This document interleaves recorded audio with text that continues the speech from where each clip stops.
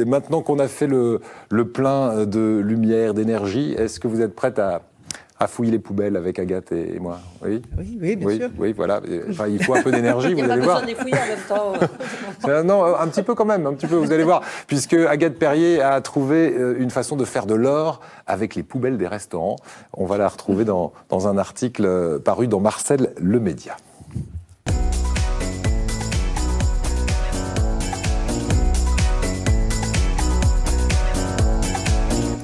Alors cet article s'intitule « Les poubelles des restaurants valent de l'or vert ».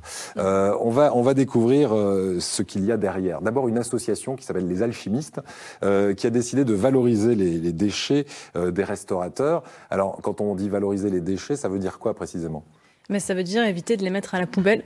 Les déchets organiques, on sait que quand c'est transformé en compost, c'est en fait une richesse parce que quel meilleur engrais naturel que le compost au final.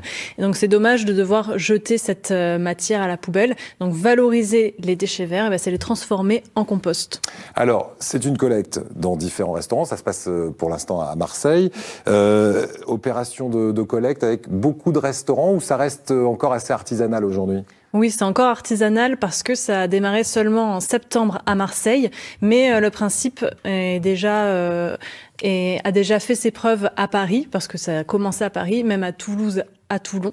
En tout cas, à Marseille, ça a commencé en septembre. Pour l'instant, il n'y a que 11 restaurants qui sont partenaires. Ouais. Et donc, ça veut dire que les deux fondatrices de cette association à Marseille, elles s'appellent Lorraine et Chloé, elles vont collecter les déchets organiques de 11 restaurants et ensuite, elles gardent donc ces déchets, elles les mettent dans un espace de coworking où elles sont hébergées et elles font leur propre compost, là aussi de façon artisanale parce que c'est elles qui le font.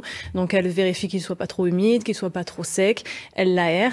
Donc, elle tâtonne pour faire un compost qui sera le premier sera terminé là au printemps parce que ça met plusieurs mois à se mettre en place. Hein. D'accord. Alors, quand on lit votre article, on s'aperçoit que Chloé et Lorraine, c'est vraiment un vrai travail pour elles et que pour les restaurateurs, du coup, c'est pas gratuit de donner ces déchets. Alors, il y a une contrepartie. Alors, est-ce que ça va pas freiner un petit peu le nombre de restaurateurs, sachant que le recyclage des biodéchets n'est pas obligatoire pour eux avant un certain temps, c'est ça ? Exactement, avant le 31 décembre 2023. Donc avant 2024, les restaurants qui produisent moins de 10 tonnes de déchets organiques par an ne sont pas obligés de les trier et de les valoriser. Donc c'est vrai, on peut se dire, mais si c'est payant, les restaurateurs ne vont pas le faire, ne vont pas mettre en place cette dépense s'ils ne sont pas obligés de le faire. Et pourtant, parmi les 11 restaurants qui sont déjà partenaires, la majorité sont des restaurants qui produisent moins de 10 tonnes de biodéchets.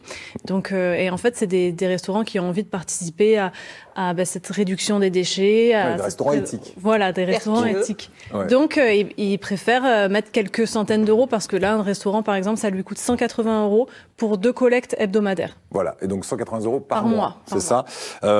Et vous dites que dans le lot, il y a même une grande marque de fast-food américaine qui joue le jeu. C'est ça. Et c'est vrai que moi, ça m'a étonnée parce que c'est vrai que, donc, comme je disais, les restaurants qui produisent plus de 10 tonnes de déchets organiques sont obligés de trier depuis 2016.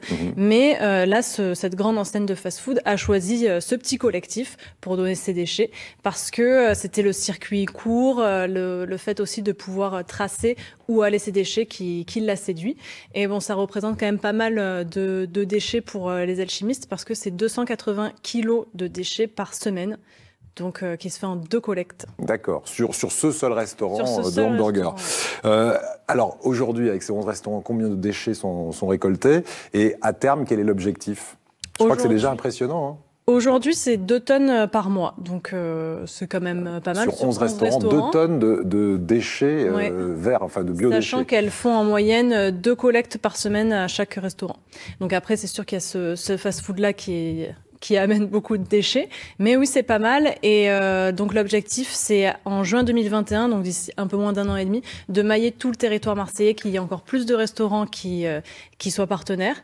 et de passer à 600 tonnes traitées par an. Donc là, à ce niveau-là de quantité, elles pourront plus faire ça de façon artisanale, elles pourront plus faire ça à la main.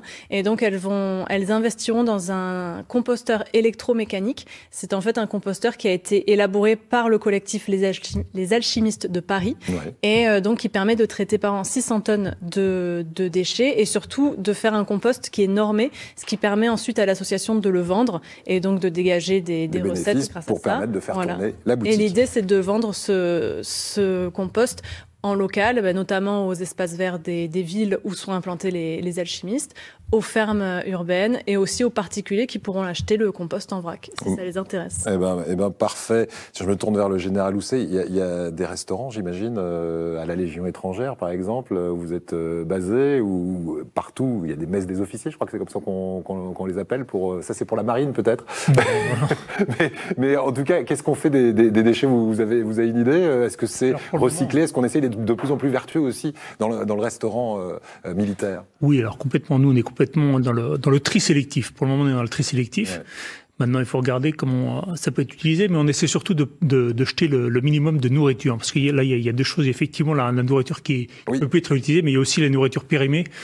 Et ça, de jeter de la nourriture qui pourrait être utilisée à d'autres fins, quand on voit la pauvreté autour de nous, c'est assez insupportable. Il faut qu'on le limite. Et on limite déjà? Est-ce que qu'est-ce qu'on fait comme action, par exemple? Vous savez. Alors, j'ai pas de chiffres à vous donner parce que Mais en fait, on essaie de donner à des associations, des choses comme ça, par exemple le surplus alimentaire? Non, parce que pour le moment, on n'a pas le droit de le faire. D'accord. Hélas. Et donc, il faut qu'on soit très strict sur nos effectifs et qu'on surveille bien, effectivement, qu'on ne fasse pas de... Donc, c'est au niveau de l'économat que ça se passe. Voilà, ouais. Et puis qu'on soit ferme sur nos effectifs et qu'on sache combien de personnes on nourrit. Merci. Pour éviter de jeter. Et merci également, Agathe, de nous avoir attiré sur cette initiative vertueuse à Marseille.